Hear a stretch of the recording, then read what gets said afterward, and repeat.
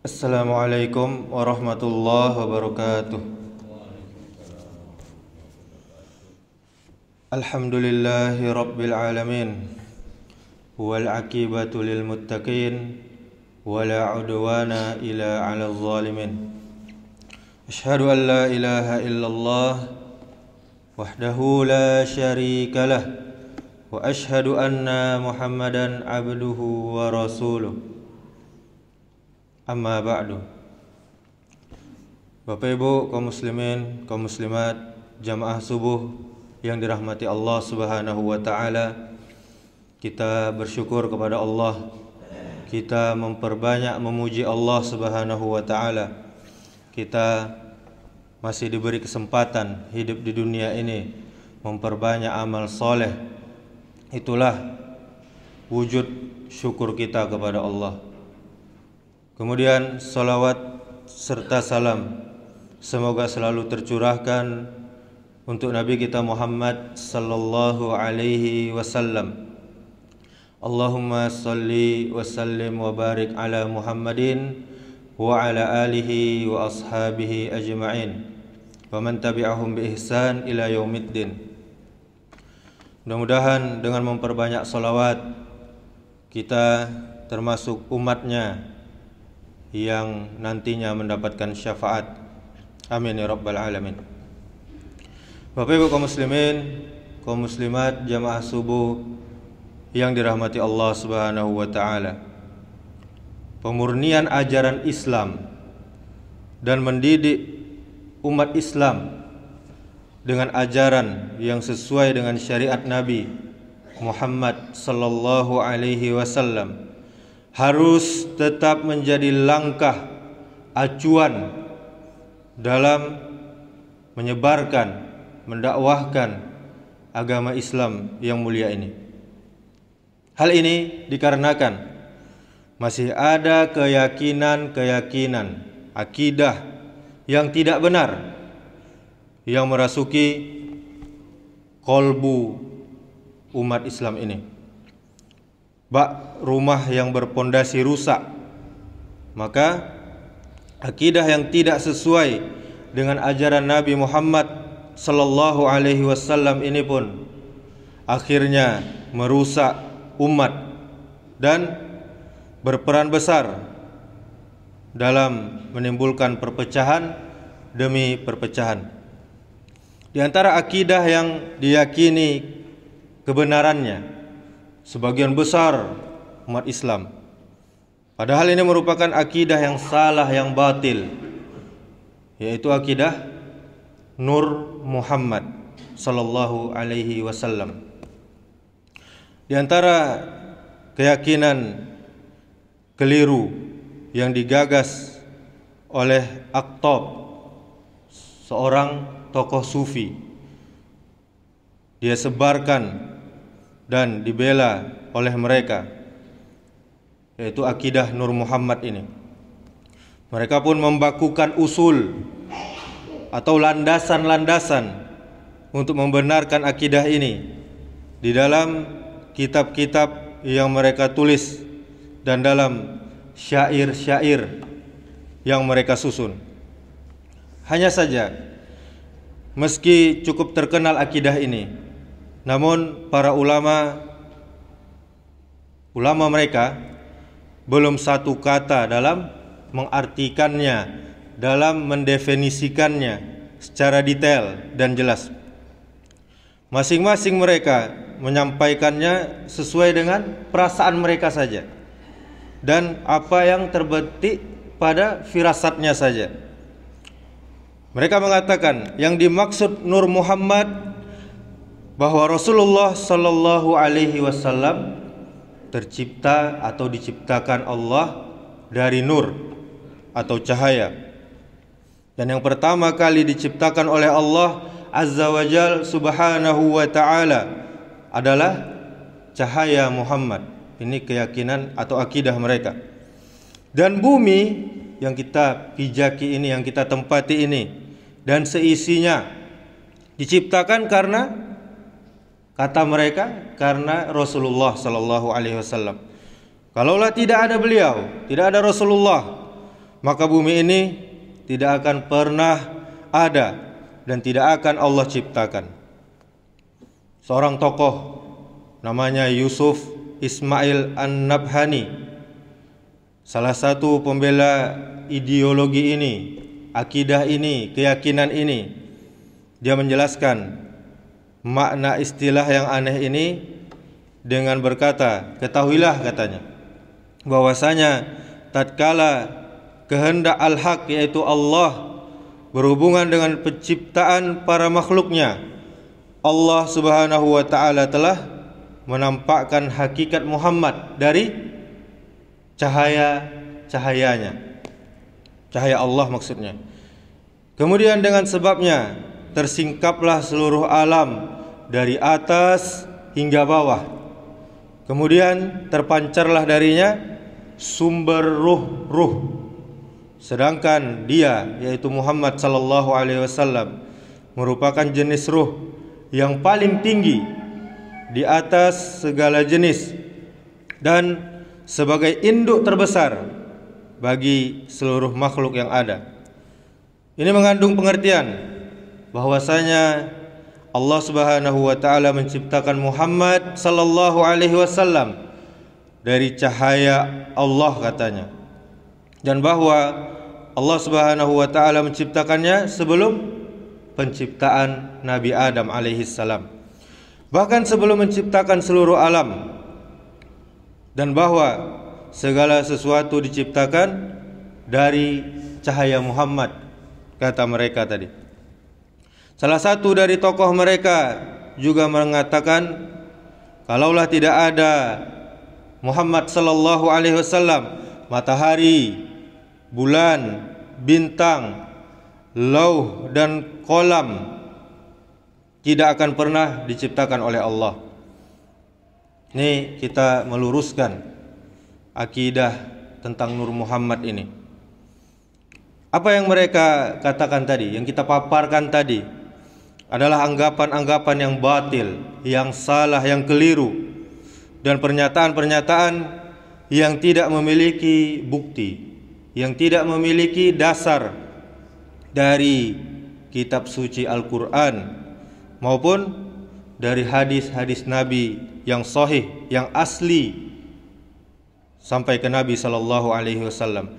Dan tatkala mereka dimintai dalil, nas yang sahih dan jelas serta tidak kontradiktif dengan nas-nas yang ada, mereka malah berdalih, mereka malah berhujjah dengan hadis-hadis yang seluruhnya derajatnya adalah maudhu atau palsu. Di antaranya, laula ma khalaqatil afalak, kalau tidak ada kamu, bintang-bintang tidak diciptakan. Kemudian, aku menjadi nabi, sedang Adam, air dan tanah belum ada. Kemudian lagi, sesungguhnya dia atau Muhammad sallallahu alaihi wasallam dulu adalah cahaya yang ada di sekeliling arsy Allah. Kemudian lalu beliau bersabda, wahai Jibril, aku dulu adalah cahaya itu. Hadis-hadis ini, Bapak Ibu sekalian, derajatnya adalah palsu, kata para ulama. Sementara sanad atau para perawi yang meriwayatkannya dan matannya atau teks hadisnya itu pun mungkar, palsu semua. Sungguh aneh mereka menggunakan hadis-hadis palsu ini untuk menguatkan akidah Nur Muhammad tadi. Padahal mereka mengatakan tidak boleh menggunakan hadis ahad atau satu jalur sebagai hujjah, sebagai dalil dalam masalah akidah. Walaupun terdapat di dalam Sahih Al-Bukhari dan Sahih Muslim. Apakah pantas hadis-hadis ini dijadikan hujjah, dijadikan dasar di dalam kita beragama? Bagaimana mereka bisa menggunakan hadis-hadis tersebut sebagai hujjah, sebagai dalil, padahal bertentangan dengan firman Allah Subhanahu wa ta'ala. Kata Allah, "Wa ma khalaqtul jinna wal insa illa liya'budun." Kata Allah, dan tidak aku ciptakan jin, tidak aku ciptakan manusia, melainkan supaya mereka mengabdi kepadaku, beribadah kepadaku, kata Allah. Ini surah Az-Zariyat ayat 51, ayat 56. Bapak Ibu Saudaraku, kaum muslimin, kaum muslimat, jamaah yang dirahmati Allah Subhanahu wa taala.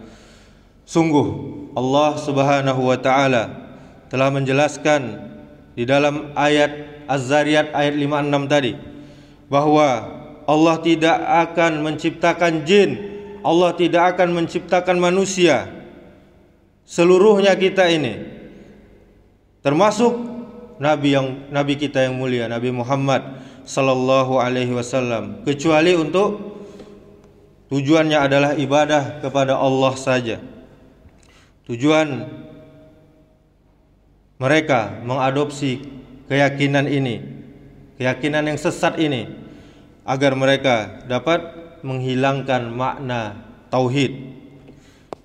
Bagaimana bisa khurafat ini melekat pada sebagian akal kaum muslimin, seolah-olah mereka belum pernah membaca ayat tadi. Satu ayat itu sudah bisa membantah akidah yang sesat ini. Mungkin saja karena kebodohan tentang agama Islam yang mulia ini, yang terlalu parah, yang terlalu mengakar, yang telah bermain pada akal mereka, tentang keyakinan mereka bahwa Nabi Muhammad berasal dari cahaya, bukan seperti manusia dalam hal penciptaannya. Keyakinan Nur Muhammad ini juga sangat bertentangan dengan nas-nas yang ada di dalam kitab kita Al-Quran, seperti mana di dalam firman Allah Subhanahu wa ta'ala dalam surah Al-Isra ayat 93, "Qul subhana rabbi hal kuntu illa basyaron rasula." Katakanlah, maha suci Rabbku Allah, bukankah aku ini hanya seorang manusia yang menjadi rasul? Dan juga mereka menyelisihi firman Allah Subhanahu wa ta'ala yang menyatakan adanya nabi dan rasul sebelum beliau. "Qul ma kuntu bid'an minar rasul." Di dalam surah Al-Ahqaf ayat 9, yang artinya katakanlah, aku bukanlah rasul yang pertama di antara para rasul-rasul Allah. Bapak Ibu kaum muslimin, saudaraku yang dirahmati Allah Subhanahu wa taala, barang siapa yang mengingkari Nabi Muhammad sallallahu alaihi wasallam sebagai manusia dan meyakininya berasal dari cahaya yang tidak memiliki bayangan, sungguh orang tersebut telah menghina Nabi Muhammad sallallahu alaihi wasallam. Padahal dia menginginkan, maksud orang tersebut seperti itu, dia menginginkan untuk mengagungkan Nabi sallallahu alaihi wasallam, tetapi terlalu gulu, melampaui batas, terlalu berlebih-lebihan. Syekh bin Bas rahimahullahu taala pernah berkata tentang akidah atau keyakinan Nur Muhammad ini, sehubungan dengan perkataan sebagian manusia dan ahli khurafat serta kalangan sufi bahwa beliau Nabi Muhammad sallallahu alaihi wasallam diciptakan dari cahaya, atau yang pertama kali diciptakan adalah cahaya Nabi Muhammad sallallahu alaihi wasallam. Ini semuanya kabar atau riwayat yang tidak ada asalnya, seluruhnya kebatilan, merupakan berita palsu yang tidak ada dasarnya sama sekali, sebagaimana disebutkan di ayat tadi, Az-Zariyat ayat 56. Kemudian Syekh bin Bas mengatakan, pernyataan bahwa dunia diciptakan karena Nabi Muhammad sallallahu alaihi wasallam. Kalau tidak ada Muhammad sallallahu alaihi wasallam, maka dunia tidak akan pernah ada. Juga tidak akan diciptakan makhluk yang lainnya. Ini merupakan perkara yang sangat batil, tidak ada asalnya, dan ini perkataan yang sangat rusak. Allah Subhanahu wa taala menciptakan dunia ini agar Dia dikenal, agar Allah dikenal, agar Allah diketahui, dan agar Allah diibadahi oleh makhluk, di antaranya manusia. Allah Subhanahu wa taala menciptakan dunia dan seluruh makhluk ini agar dikenal melalui nama-nama Allah, sifat-sifat Allah, kekuasaan Allah, dan ilmu Allah, agar Allah diibadahi, tidak ada sekutu baginya. Bukan karena Muhammad sallallahu alaihi wasallam, bukan karena Nuh alaihi salam, bukan karena Nabi Isa alaihi salam atau nabi-nabi yang lainnya. Allah menciptakan seluruh makhluk agar mereka beribadah kepada Allah. Sebagaimana firman Allah tadi, "Wa ma khalaqtul jinna wal insa illa liya'budun." Tidak aku ciptakan jin dan manusia kecuali untuk mengabdi kepadaku, kata Allah. Di sini kita ketahui Allah Subhanahu wa taala menjelaskan bahwa Dia menciptakan kita semua agar kita beribadah kepadanya, bukan karena Nabi Muhammad sallallahu alaihi wasallam. Nabi Muhammad sallallahu alaihi wasallam termasuk dalam kandungan ayat yang kita bacakan tadi, diciptakan untuk beribadah kepada Allah saja. Hal ini sebagaimana firman Allah, "Wa'bud rabbaka hatta ya'tiyakal yakin." Dan sembahlah Allah Rabbmu sampai datang kepadamu yang diyakini, yaitu ajal, yaitu kematian. Ini surah Al-Hijr ayat 99. Kemudian Allah berfirman di dalam surah At-Talaq ayat 12, yang artinya Allah lah yang menciptakan 7 langit dan seperti itu pula bumi. Perintah Allah berlaku padanya agar kamu mengetahui bahwasanya Allah Maha Kuasa atas segala sesuatu, dan sesungguhnya Allah ilmunya benar-benar meliputi segala sesuatu. Dan juga Allah berfirman di dalam surah Shad ayat 27, "Wa ma khalaqnas samaa'a wal arda wa ma bainahuma batila." Dan kami tidak menciptakan langit dan bumi dan apa yang ada di antara keduanya tanpa hikmah.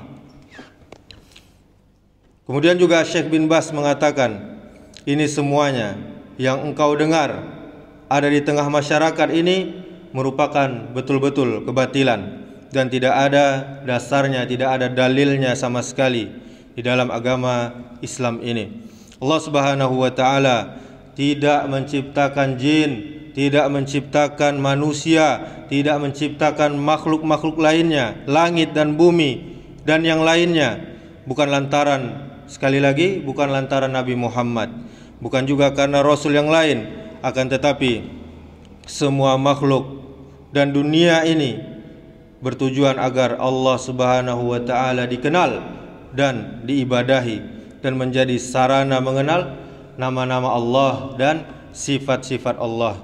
Ketahuilah Bapak Ibu Saudaraku sekalian, menyebutkan sumber pengambilan dalam mengajarkan agama Islam adalah suatu keharusan, kewajiban, kemestian. Allah Ta'ala melarang kita sembarangan menyampaikan apa-apa yang kita tidak mengetahui sumbernya. Karena di akhirat nanti masing-masing kita akan mempertanggungjawabkan segala yang kita pikirkan, segala yang kita dengar, dan segala yang kita lihat. Sebagaimana firman Allah, "Wala takfu ma laisa laka bihi ilmun innas sam'a wal basara wal fuada kullu ulaika kana anhu mas'ula." dan janganlah kamu mengikuti apa yang kamu tidak mempunyai ilmu, pengetahuan tentangnya. Sesungguhnya pendengaran, penglihatan, hati, semuanya itu akan Allah mintai pertanggungjawabannya. Kemudian salah satu tindakan yang Allah haramkan atas kita adalah menyebutkan atau menyampaikan hal-hal yang berhubungannya dengan Allah Ta'ala atau Rasulnya atau agamanya, sementara kita tidak mengambilnya dari sumber yang sahih, yang benar. Sebagaimana firman Allah, Qul innama harrama rabbiyal fawahisya ma zahara minha wa ma batana wal isma wal bagya bi ghairi haqqi wa an tusyriku billahi ma lam yunazzil bihi sultana wa an taqulu 'ala Allahi ma la ta'lamun. Allah berfirman, katakanlah Tuhanku hanya mengharamkan perbuatan yang keji, baik yang nampak ataupun yang tersembunyi, dan perbuatan dosa, perbuatan melanggar hak manusia tanpa alasan yang benar. Dan Allah mengharamkan mempersekutukannya dengan sesuatu yang Allah tidak menurunkan hujjah, dalil untuk itu. Dan Allah mengharamkan mengada-adakan terhadap Allah apa yang kamu tidak mengetahuinya. Surah Al-A'raf ayat 33. Dengan demikian, Bapak Ibu Saudaraku sekalian yang dirahmati Allah Subhanahu wa taala, sudah sangat jelas penyimpangan akidah Nur Muhammad ini yang diyakini oleh sebagian kaum sufi atau masyarakat kita kebanyakan juga. Sebuah keyakinan yang tidak pernah diajarkan oleh Nabi kita Muhammad sallallahu alaihi wasallam kepada kita, umatnya, umat Islam. Maka harus disingkirkan jauh-jauh dari umat Islam. Dan mari kita jauhi hadis-hadis palsu. Dan jangan sekali-kali kita menyebarkan hadis-hadis palsu, karena sama dengan berdusta atas nama Allah, atas nama Nabi sallallahu alaihi wasallam. Demikianlah, semoga menambah iman kita, menambah ilmu kita. Dan kurang dan lebih saya mohon maaf. Subhanakallahumma wa bihamdika asyhadu an la ilaha illa anta astaghfiruka wa atubu ilaik. Wassalamualaikum warahmatullahi wabarakatuh.